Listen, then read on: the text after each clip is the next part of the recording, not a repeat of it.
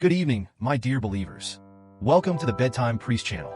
I am your priest, your night watchman, and your bedtime guide. On this channel, we will delve into stories that are both thrilling and chilling. But fear not, for even as the shadows from the stories roam the night, my voice will be with you, offering comfort and protection.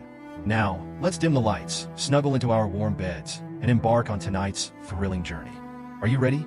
Let us together step into the world of Bedtime Priest.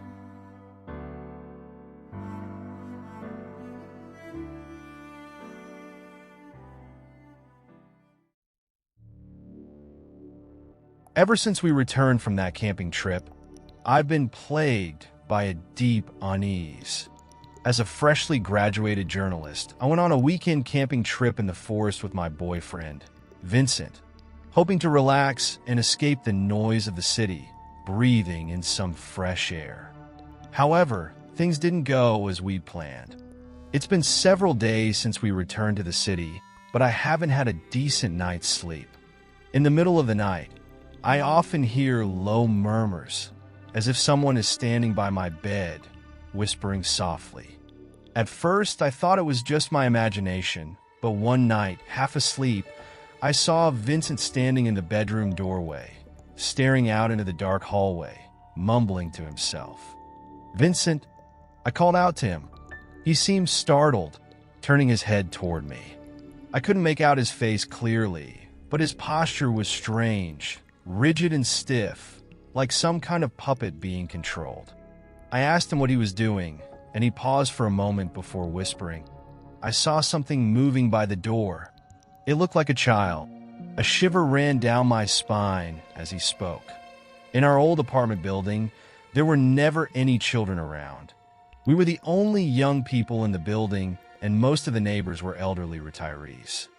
I tried to calm him down, suggesting that it might just be a trick of his mind, but Vincent's gaze remained fixed on the darkness behind us, as if he were trying to make out something. Thinking back to that night camping, strange details started coming back to me. That evening, Vincent suddenly heard a faint crying from deep in the forest. He insisted it was a lost child and dragged me along toward the sound. We wove through the trees, the weak sunlight filtering through the shadows cast by the leaves, and I felt an increasing sense of fear because I couldn't hear anything at all. Maybe it's just a fox crying? I tried to reassure him, but he insisted on searching. Finally, it seemed like Vincent saw something, and he rushed forward. I couldn't keep up and only heard him shouting my name in the darkness. "Ava, come here. I see a child."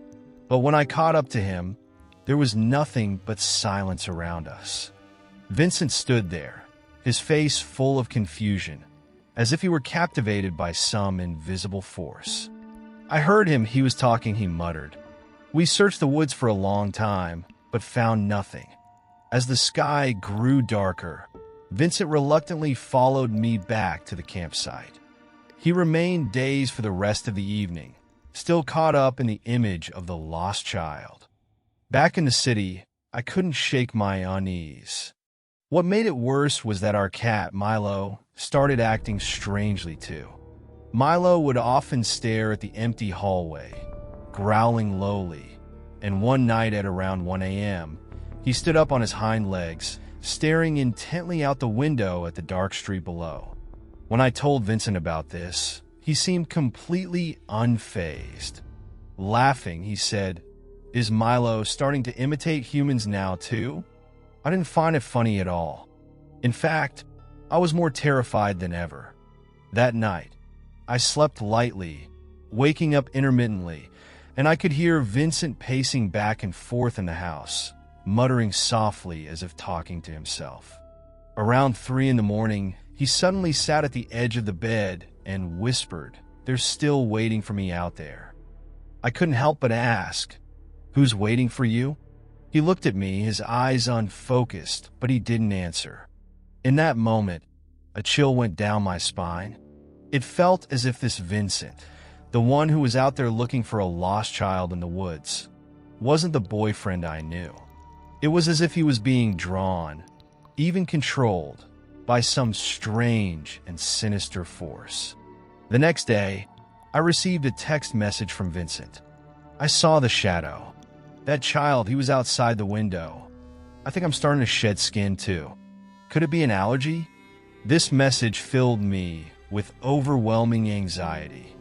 Vincent had never had any skin allergies, and this vague description in his message evoked a nameless fear. I tried calling him, but he didn't answer. When I got home, he wasn't there. On his bedside table, I found some dirt, and there were irregular stains on the sheets, as if someone had come in and out through the window. I felt a crushing sense of dread, as if something was watching me from the shadows. In the darkness of the night, I heard Vincent whispering in the kitchen. His voice sounded wrong, like it came from somewhere deep, with a hoarse tone that didn't belong to him. Suddenly, an uncontrollable urge overtook me, and I went downstairs, only to see him standing in the center of the living room with his back to me, swaying slightly as if he was losing his balance. He slowly turned to face me, giving a faint smile, stiff and eerie, as if someone had pasted a smile onto someone else's face. "Ava, I'm back," he said, his tone unfamiliar and strange. His eyes were hollow and empty, like a stranger's. I froze, feeling a chill. He spoke again. "Ava, how are you? I missed you." Terrified, I stumbled and ran upstairs, locking myself in the bedroom. My phone was still downstairs on the couch. I could hear his footsteps coming up the stairs, getting closer and closer to the bedroom door. Outside the door, he called softly, "Ava, open the door." "It's okay." He repeated this phrase several times, each time with a hint of satisfaction, as if he were taunting me. He even started calling me by my mother's name, which made my heart skip a beat. There was no way he could know that name. Just then, I heard the TV downstairs switch on by itself, and the news anchor's voice announced, "Today's forecast calls for clear skies." Vincent began mimicking the anchor, repeating the sentence over and over in a mechanical, chilling voice. For what felt like an eternity, I sat listening to him outside my door, babbling to himself, and continuously trying to mimic my voice, my tone, and the names of those close to me.